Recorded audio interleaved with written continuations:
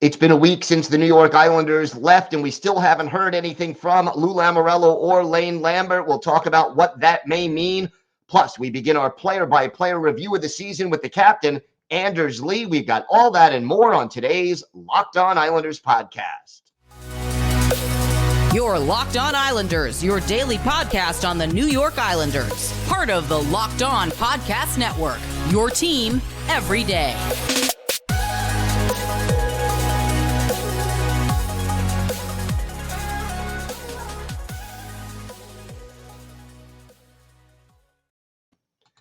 And welcome, everybody, to the Monday edition of the Locked On Islanders podcast, part of the Locked On Podcast Network, your team every day. Want to thank everybody for making Locked On Islanders your first listen every day. Don't forget to subscribe on YouTube or wherever you get your podcasts so you can get new episodes as soon as they drop. And the Locked On Islanders podcast is now available on SiriusXM on the SXM app. So just do a search for Islanders.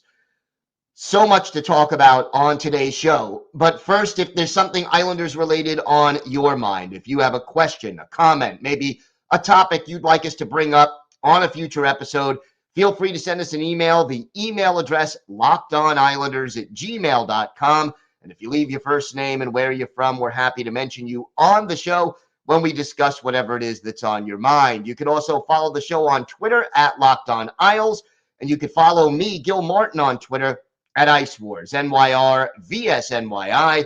We'll keep you up to date on everything throughout this offseason, from hirings, firings, trade rumors, free agency, the draft, you name it. If it's Islanders related, we'll have it for you here on Locked On Islanders. So the Islanders left their training facility a week ago after their elimination by the Carolina Hurricanes in round one of the Stanley Cup playoffs, and team took off and headed for their full-time off-season residences.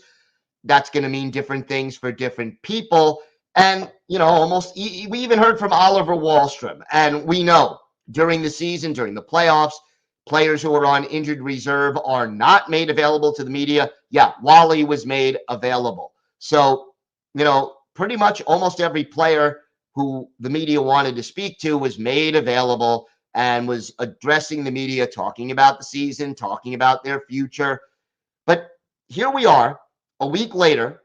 We were originally told to expect maybe at the end of last week that we would hear from Lou Lamoriello, the general manager, and Lane Lambert, the head coach. And we still haven't heard anything from either one of them. And, it gets people speculating. It gets people thinking. And, what's going on here? So let's start with what we do know. Well, we don't know for sure, but the widely held belief is that Lou Lamoriello's contract ends at the end of this season. That means June 30th, July 1st, his deal will be up. Now, Lou Lamoriello, typically very tight-lipped about this, neither confirms nor denies the contract terms, when it's up, what the numbers are. He isn't going there. He's never gone there in recent memory, certainly not with the Islanders. I don't expect him to go there again. But what we do know is that what happens to Lou Lamoriello is going to have a big impact on what happens to Lane Lambert. So Lambert got the team into the playoffs his first year as head coach. He's been an assistant for 4 years prior to that under Barry Trotz. And Lane Lambert, let's face it, he was an assistant under Barry Trotz in Washington and in Nashville. He was there for a long time. He got the team into the playoffs despite an inconsistent season, despite the lack of speed and offensive talent on this team, but there were inconsistencies. So what are the possibilities? Where can we go? Well, we've said before, and everydayers, you understand that we've said, if Lou Lamoriello doesn't come back, the chances of Lane Lambert coming back go way down. So the new GM, whoever he may be, would want to bring in his own coach. That's pretty pretty normal, all things considered. So, the question really becomes,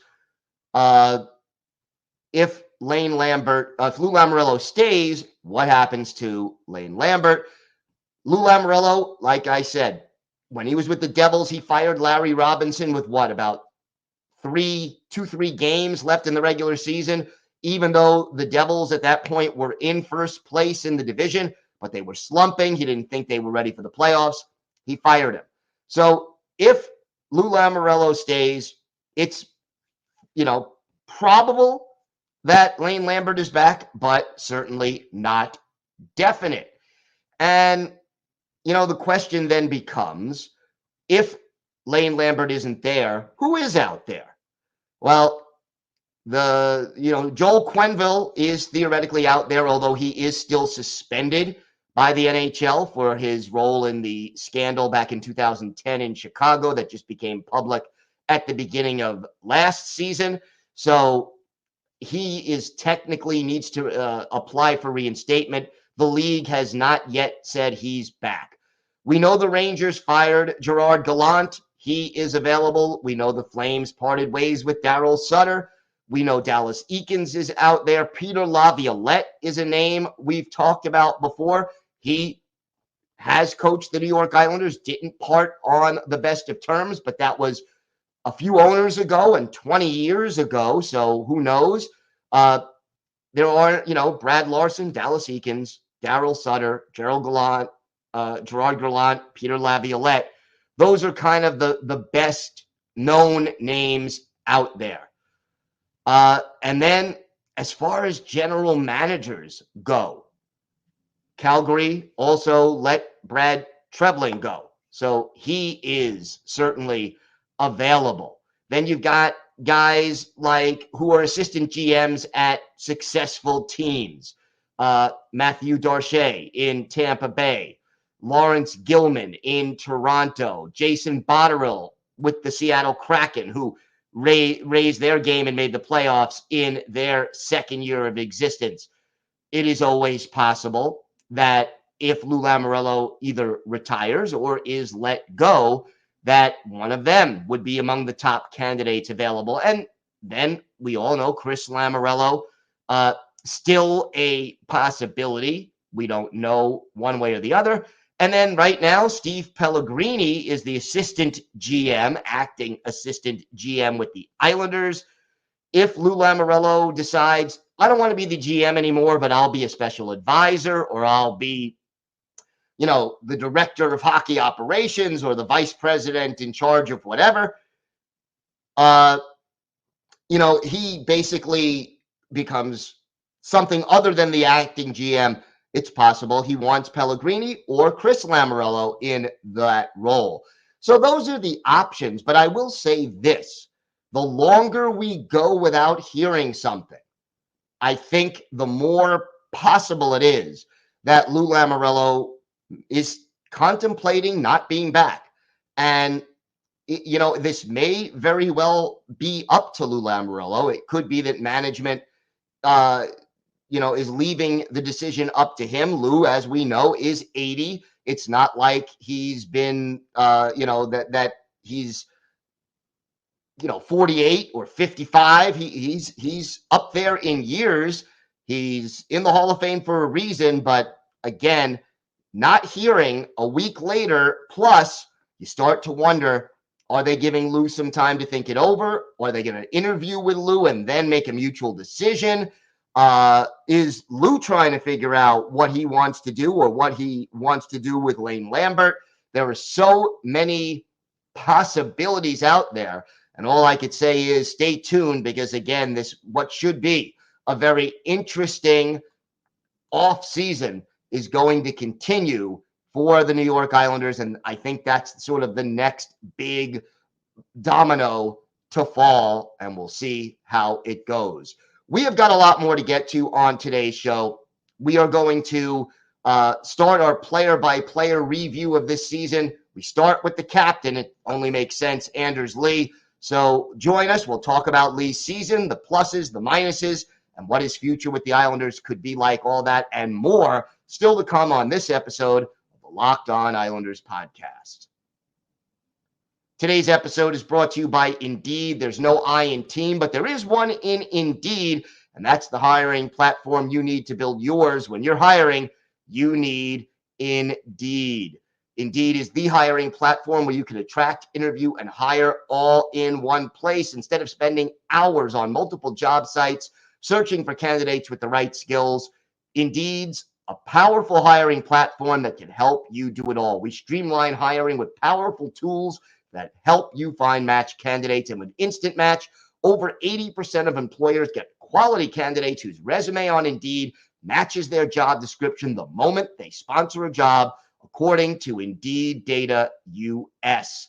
So start hiring now with a $75 sponsored job credit to upgrade your post at Indeed.com/lockedon. Offer good for a limited time. Claim your $75 credit now at Indeed.com/lockedon. Indeed.com/lockedon.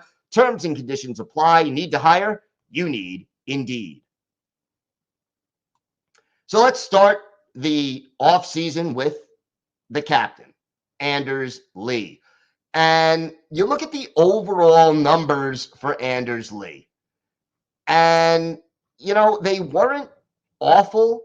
I mean, Anders Lee still finished the season as the New York Islanders' third leading point getter with 50, second in goals with 28. And, nobody else was, you had Brock Nelson at 36 and then Zach Parise at 21. So it was, Nelson, Lee, and then Parise, and then everybody else below that. So, still second on the team in goals, third on the team in points. Now, again, that in and of itself doesn't mean that Anders Lee had a great season, but he's still a very productive player.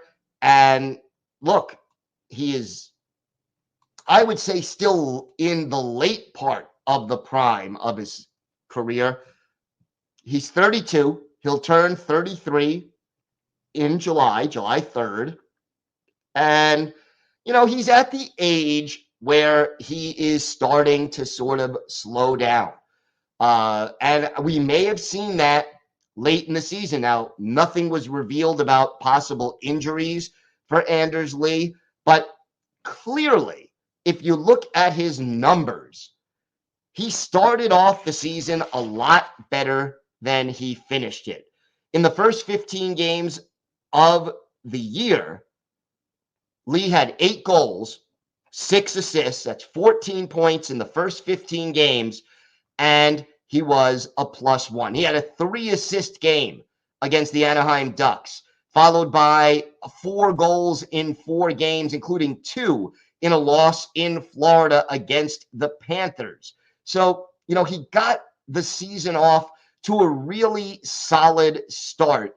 And then at the end of the season, the last 15 games, 2 goals, 2 assists, and a -5 ± for the first 15 games, 14 points, 8 goals, 6 assists, and a +1. And, you start to wonder at that point, being 32 and being a big guy, 6'3", 235, but a player who needs to be physical to be effective, is he starting to get tired? Is he starting to wear down a little bit? And if he is, how does that affect the future for Anders Lee? And look, I got an email, Jeff from Alabama, over the weekend. He says, Anders Lee, in my opinion, has been an outstanding captain on and off the ice. Over the past several seasons, we have seen a few players who came to the Islanders organizations who were previous captains for their teams that they moved on from. Andy Green and Zdeno Chara are examples. Do you think the addition of Bo Horvat at the trade deadline, who was also previously a captain with Vancouver, and then having him sign that very lucrative 8-year contract extension, do you think the Islanders leadership specifically looked into the future and could see Bo Horvat transitioning to be the next Islanders captain? Of course, only if and when Anders Lee were to move on. And he goes on, Jeff, to say, yeah, he thinks that as long as Lee is there, he will remain the captain. What do you think? Well, first of all, Jeff, thank you very much for the question and for listening every day. Always appreciate our everydayers. Shout out to you. Look, Anders Lee is the captain. I think there were a lot of fans, at least, who toward the end of the season and in the playoffs, and he only had 1 goal and no assists in those 6 playoff games, wanted a little bit more from Anders Lee leadership-wise. I'll put it to you this way. Anders Lee is not the rah-rah kind of a leader where he's vocal. You're going to know, you're going to see him, high-fiving guys and cheering them on outwardly. No, Anders Lee leads by example. He gets everybody involved. He is more of a subtle leader.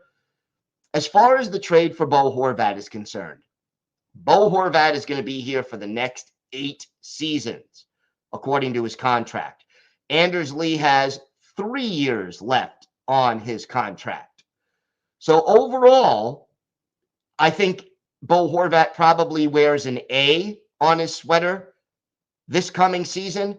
And if Anders Lee is injured at some point, I think Bo Horvat probably takes over as the captain. And if and when Anders Lee leaves the New York Islanders, I do think Bo Horvat is a big-time candidate to be the next captain. But again, and this is always part of the issue, Bo Horvat has to perform better than he did this year and in the playoffs if he hopes to get everything, to wear that C. So for Anders Lee, we know what makes him effective. Anders Lee had 28 goals. I think if you added up the distance between where he was when he shot the puck and and the goal, all 28 goals, maybe 65 feet total. I mean, he usually scores from in close. He's got good hand-eye coordination. He tips pucks. He gets rebounds. He helps screen opposing goaltenders. He is a very useful player in that regard, but he's not fast afoot. And again, you start to be concerned when he's 32, going on 33, that if you're already a little bit below average speed-wise and you get a little slower, how does that affect your game? Now, again, this is something that a player can adjust to, but will Anders Lee be able to adjust? That is the question. I have heard some people say maybe it's time to look at trading Anders Lee because he's going to start his decline soon. His trade value is still fairly high. I'm going to discuss that and a lot more concerning Anders Lee and his future with the team in our next segment. We've got that and more still to come on this episode of the Locked On Islanders podcast. Today's episode is brought to you by Built Bar. If you're looking for a delicious snack but don't want all the sugar and calories, you need the best tasting protein bar ever. You got to try Built. And if you're like me, you want to make healthier snack choices, but you don't want to compromise on taste, go for the Built Bar. They're healthy and they taste amazing. You won't even believe they're good for you. Look, all Built Bars are covered in 100% real dark chocolate, and they come in great flavors. My personal favorite is the cookies and cream. You've got the churro, the peanut butter brownie, and so many more. And look, the macros are great. They average just 130 calories per bar, 4 grams of sugar, just 4 grams of sugar, but they have 17 grams of protein. You can go to Built.com and order any flavor you like, have it delivered to your door. But if you want to get a Built Bar right now, you can head to Walmart or Sam's Club and pick up a box right away in person. So that's all up to you. But check out Built Bar, the best tasting protein bar on the market. Go to Built.com, Walmart, Sam's Club. You can thank me later. So Anders Lee's future with the team, I'll put it to you this way. If Lou Lamoriello is back. Anders Lee is almost certainly going to be back. I don't think there's very much doubt about that.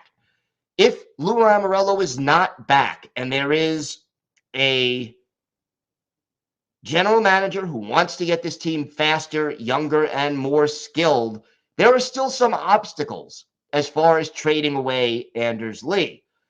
The first one, to me, is the big one. He's going to be 33 years old before the season starts. He is a 25 to 30 goal scorer, but again, starting to get to that age where you worry about decline, and he's basically got a $7 million cap hit for the next 3 seasons. So that's 33. So that's 33, 34, 35. Each year you wait, if you want to trade Anders Lee, you get, unless he has a really great season that even exceeds expectations, you're going to get less and less for him as you go forward. But the problem is, to trade him, you're probably going to have to pay at least part of that $7 million salary, and that limits the cap savings you would get if he stays on the team. And I think he is more likely to stay than go. I think that that Anders Lee ends up being ideally on your second line. If the Islanders go out and get that sniping wing that we talked about them needing, you have Anders Lee on a line with Brock Nelson and probably Kyle Palmieri, and then your first line is more of a Horvat, Barzal, fill in the blank, whoever the new player they're able to bring in is. I think Anders Lee, if he stays, remains a top 6 forward. He remains the captain, and that is his most likely future. And if he stays, make no mistake about it, this is an Islanders team that was 22nd in the league in goals scored, very low, 30th on the power play. They're going to need Anders Lee to get into the dirty areas, wreak a little bit more havoc in front of that goal, get those tips, get those rebounds. That's something they're going to have to do. Lee is going to have to do more of, but I think he maintains that role. It would be gutsy of either Lou Lamoriello or the new GM of the Islanders if they were looking to trade Anders Lee.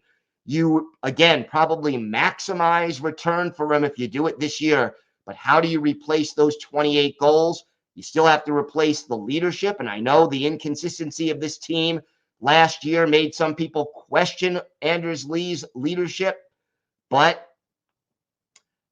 let's see. Let's see how the team decides to do things.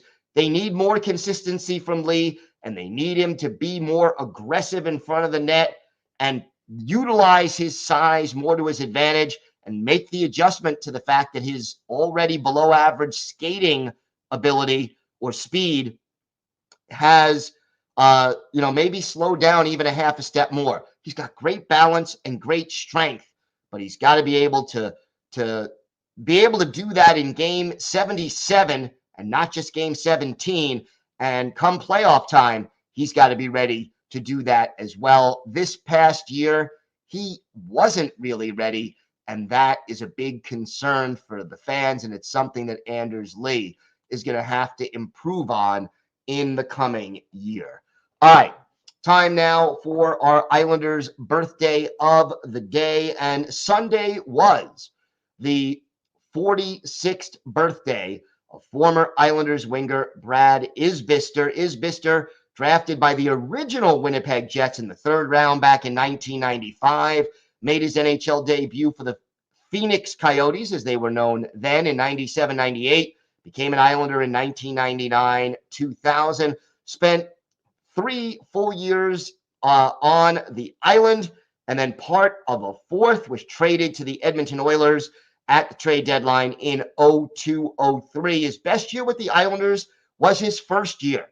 22 goals, 42 points, 100 penalty minutes in 64 games. He was a power forward, 6'4", 231, and he was the kind of guy who could get in front of that net and wreak a little havoc and defend his teammates and be physical. Played for the Oilers and the Bruins, and then briefly the Rangers and Canucks before ending his career at the end of the 07-08 season. Actually played a year in Switzerland before finishing it up. 541 NHL games, 106 goals, 222 points, and 615 penalty minutes. Played in 18 playoff games, 3 of them with the Islanders, and his only playoff goal came with the Isles.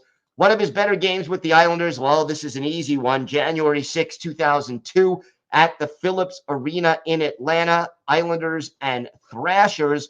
Garth Snow in goal for the Isles. Milan Litka in goal for Atlanta. And it was Brad Isbister scoring the second and third goals of this game, including the game winner late in the second period on the power play, as the Islanders beat the Atlanta Thrashers by a score of 3-2.